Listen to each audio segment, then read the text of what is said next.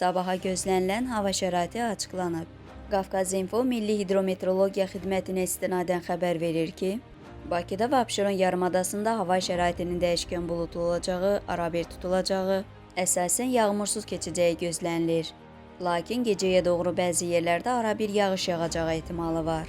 Səhər bəzi yerlərdə arabir duman olacaq. Şimal-şərq küləyi axşama doğru arabir güclənən şimal-qərb küləyi ilə əvəz olunacaq.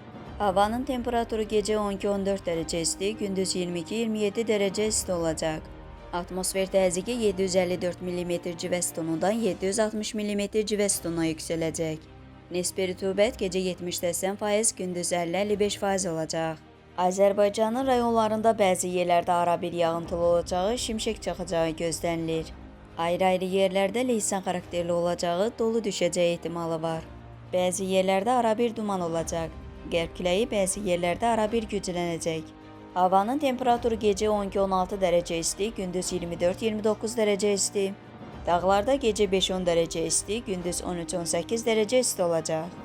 Əgər sən də işləməkdən və dünyadan yorulmusansa, İlahiyyatçı Rüfət Qarayevin İncilər, Elmin Qapısı və Mənəvi Səyahət kitabını elə indi İsra nəşriyyatdan sifariş et. İstədiyin ünvana çatdırılsın.